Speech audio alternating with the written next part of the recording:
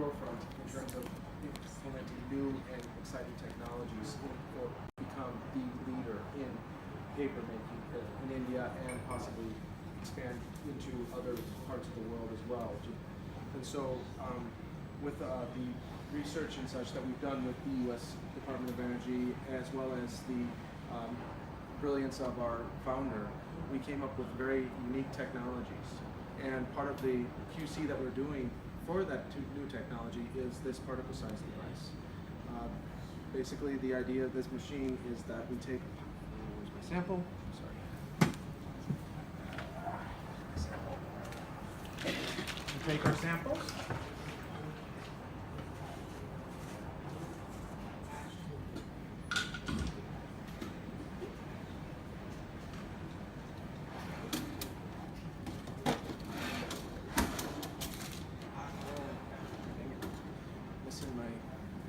They put away my.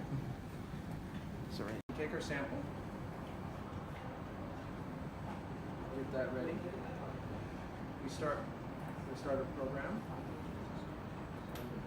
Measurement.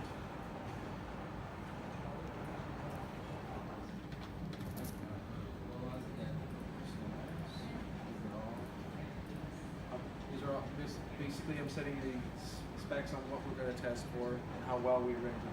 What we're going to use for the limits of the machine to make sure that we get a very accurate result.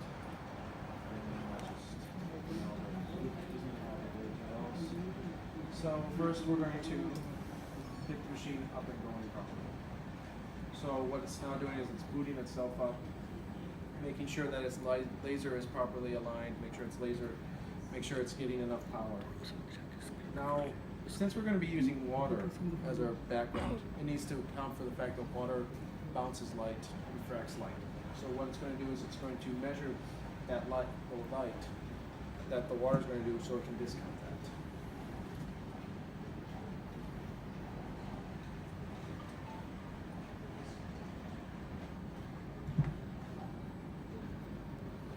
So now it says here, it sits here and has the sample ready.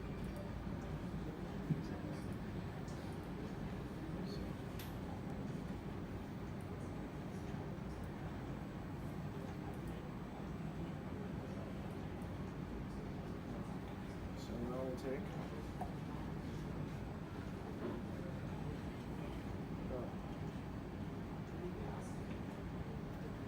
a little bit into that.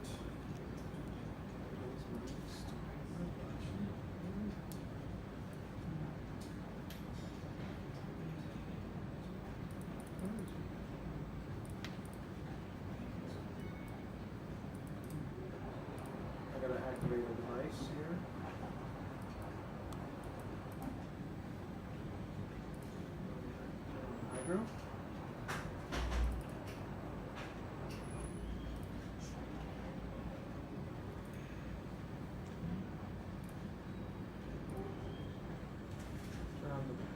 Turn on the agitator.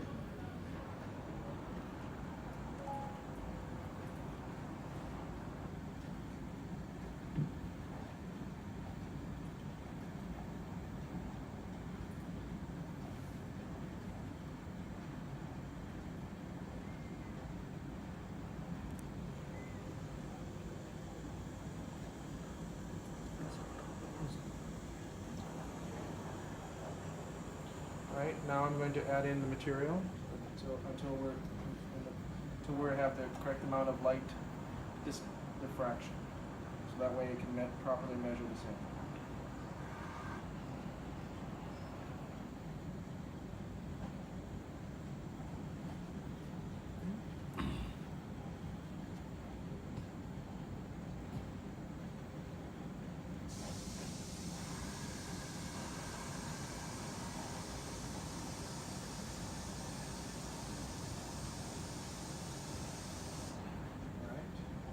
Now we need to do one minor thing, which is we need to break up this material likes to just kind of pull them together into secondary material called agglomerates. So we're going to break that down so we can actually see the size of the material itself, not the size of big chunks. So we're going to turn that on and let that run for a couple minutes. While we wait for that, did you guys have any questions, any comments? Any questions about JK? Any questions about our facility? Anything you guys wanted to know? Any questions about the States? How did you came here? How did I come here? Well, there's the funny answer is I came by plane, but the real, in truth, the answer is that I came out of the university and I joined the company straight out of college. And as part of the work, I worked on the research development as well as the stepping up of the program, so that way we could develop from a small little lab plant to a full plant such as what you see here. And as part of my work, I learned all the intricacies of how the process is supposed to work, how we're supposed to take material from A to the reactor and produce our products, how much should move at any given time, the various intricacies of how everything should move together. And so, as we were putting this plant together, I was involved in helping to put up, okay, this material we should have the reactor sit here, we should have the tanks sit here, the tanks should be connected in this sort of fashion. And then once we had the place built, then I was in charge of helping make sure it operates correctly. That we tell the computer to turn on this pump, turn on this agitator, open these valves, get everything sequencing properly. Once that was done, then we needed to stabilize the process, because every time you do a step up from a small little plant to a larger plant to a full-scale plant, there are certain hiccups and changes just because of the size difference of the equipment. And so that was one of the items that we worked on next, is that making sure that the material that we were making in the big full reactor was of the same quality as the material we were making before in the small reactor. Now that we've done all of that work, and what we have now is we're just trying to improve upon our own technology, make it better, make it cheaper, make it so that way JK can move forward even more, as well as, and we can move forward even more together to make even better paper, to make even better products. So that's in a short how I came in here and what I'm doing here nowadays. Did you have another question? If JK would not be here, so your any other aim to come here? I first heard of Songadh simply because of JK. JK was the whole reason why I heard of Songadh in the first place. When in the States, in the U.S. we know what India is. We know a couple of their big cities. We know of Calcutta, Delhi, Mumbai, Ahmedabad, Chennai. Those are, in the U.S. that's the name most people know of when they think of India. Just those big cities. But when we were sitting here in negotiations, that is when I first heard of Songadh, because JK was interacting with us and asking us to come here to put our plant up, to put in our new technology to work with them. It was because of JK that I first heard of Songadh and came here to Songadh. Do you have questions, sir? Did you have any language difficulty when you first joined this? Well, I still do have a bit of a language issue. Unfortunately, I'm not the best in picking up language.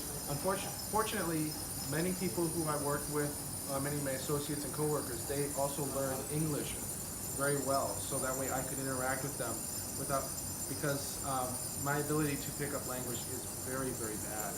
But because everybody here can speak English very well, I can still interact and have very fruitful conversations with many of the personnel in management, in maintenance, in operations, and still be able to function and progress both ourselves as well as JK. Any other questions? How do you feel to work with the workers working here? Oh, the working man. They all seem to be very professional. They seem to be very enthusiastic and they're very helpful. Obviously, some of them don't speak the English very well, but still they're very helpful, very forthright, and I'm very happy to be working with them. Just 1 second. Okay, we got another 30 got another 45 seconds before we have to test. So, one more question? What is it that I like around here? Food and food? Well, Food, and how did you, combat with the climate here? Because when it's hot, it's very, very hot here. Unlike, and there's an electricity shortage most of the time, and we have power cuts here, okay. which is unlike US. Okay, basically, how much of a culture shock did I hit when I Yes. came to Delhi? Yes. Okay, there was quite a bit of a culture shock. Not as much as most people, because I've been a vegetarian for over 15 years. So, becoming to India, which is the largest, which has the largest population of vegetarians in the world, that was not much of a culture shock for me. In fact, I've loved Indian food for many, many years, even before I came to India. In terms of the culture shock, in terms of the positives I found about India, is that people in India, they're very open. They're very willing to talk with you. They want to engage you in conversation. They invite you to come and meet with them, to sit with them at dinner, all those sorts of things.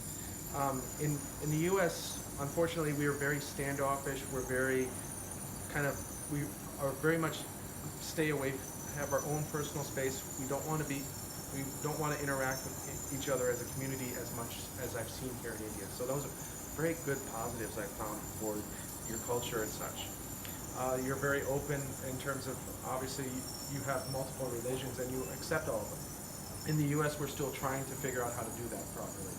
And unfortunately, there are people who beat their breasts and say, you have to believe this way, and unfortunately, people listen to that in the U.S., which is very sad. In terms of the heat, obviously, I'm not a very thin man, so I have a bit of insulation that keeps me in too much heat, so I have to really wash myself, make sure I take my water intake, make sure I don't stay up too much, otherwise I will have problems. But working here, I've been able to actually lose quite a bit of weight, which is very, very helpful to me. In terms of just the power outages and such, those are facts of life. You have to live with them. It's inconvenient at times, yes, but they are not insurmountable things that cause problems. I can work around them, and they don't become the defining point of when I think of India. They don't become those thinking points. In terms of other things, they're all good and bad. Where I'm from is Seattle, which is near where Microsoft and Starbucks are built. And that is pretty much considered a rainforest. So basically, everything is green almost 300 days a year. So we have trees, we have tall trees everywhere. Here you have some trees, but to me they look very stunted. Then there's a lot of open spaces and such. So to me it seems that it's kind of wide open, but I've also been into the Great Plains of the States where they have nothing but cornfields and rice fields for miles and miles and miles. So it's not as bad. So it's not terribly bad, but it is a bit of a difference to me from what I'm used to. But it's not too bad. Any other questions? Yes. Here we plant trees to control pollution. So how do you control pollution there in your country? And in our state, in our country, generally what we do is we try to take a multi-tiered approach to pollution control and such. What we do is we place strict limits upon industries that can produce large amounts of pollution or very hazardous pollution, such as lead, mercury, or other or very, very, very harmful chemicals. Or materials that are like power plants, which produce just a large amount of potential pollution. We place very strict limits on how much they can emit from their systems at any given time.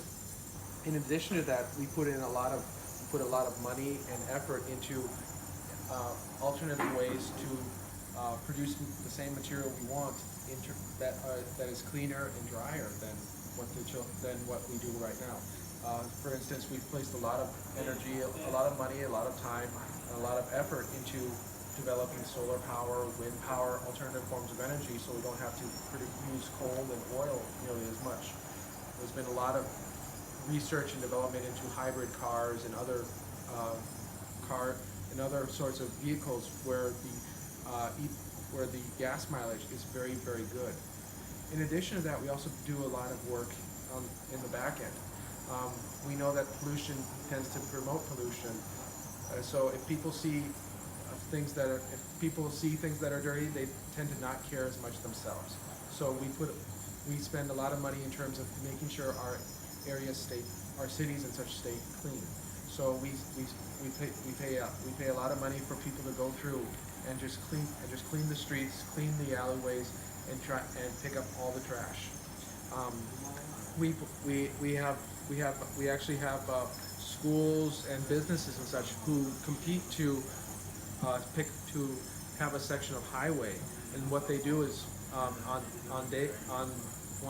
about once a month, volunteers from the schools, from the businesses and whatnot, they spend their free time and walk the streets, they walk the highways, and they pick up all of the trash, all of the material, that's the cigarette butts, the bags, the cans, aluminum cans, all that stuff. They pick up all of the stuff from the side of the roads to make the roads completely clean. And then finally, we've also put in a lot of effort into how can we make sure that if we use the power, how do we use the power, how do we use the material efficiently? So we put a lot of effort into making sure that our cars have the best gas mileage. But it's not just making sure the cars have the best gas mileage, but making sure the roads are as smooth and as clean as possible to give those cars the best ability to use the fuel, so that way they maximize their efficiency. Similarly with power, we try to make sure that the power is not the power that we use the best technology to transmit the power with the less amount of loss. Those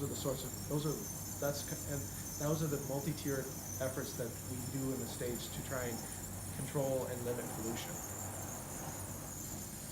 Let me just finish this here real quick. We'll stop this and measure our sample.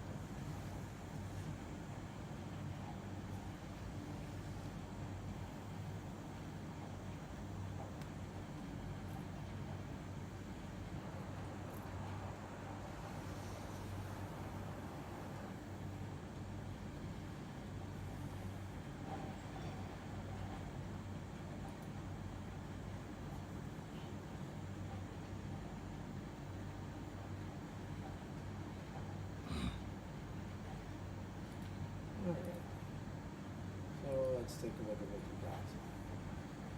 13.4. That's a very good result for this sample. That's a very good result for this sample. Let's just take a look at how the curve goes. Yeah, that's pretty good. That's a very. Wait for a second.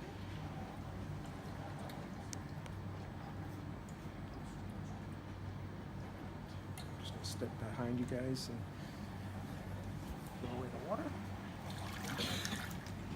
We'll use clean water.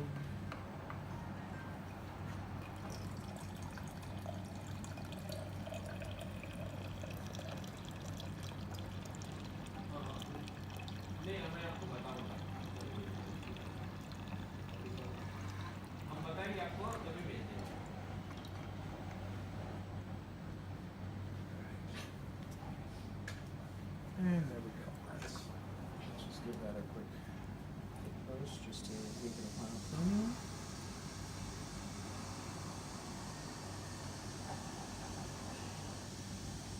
Okay, and that's not ready for the next test. So we will save this data.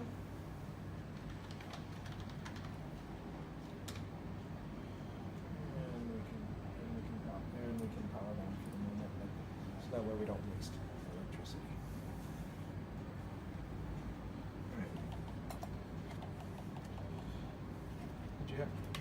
Did you children have any final questions? You love working here or in your country? I am a patriot. I love my country, and there's no chance that I can ever lose the love for my home country. That being said, I enjoyed my time here in India. I mean, the people here, the food here, it's a very different experience. It's very much something that I really enjoy my time, but my heart and always will be to be home. What are the differences between this company here and company there in your country? JK or JK? You mean JK and such versus Yes. paper company in the U.S. Mm. JK here is they're very open with us. They're very much wanting to work with us. They want to be our partner. They want to be somebody who wants us to help them. They want to help us so that way we can help them. They want to be very much working very, very closely with us to help both of us do much better. In the U.S., everybody wants to be segmented. Basically, you do this, I'll do this, and we'll make money. We'll make money. But there's very little interaction. Very much, I'll help you do this, you help me do this, and we all work together. That you don't have nearly that much of a kind of an attitude with many paper machines and paper mills in the U.S. So it's very helpful, and it's it's a very nice thing to have here in the U.S. or here in India. Have a good stay. Thank you very much. Thank you very much. I hope you children enjoyed your time. Thank you. Thank you. Thank you.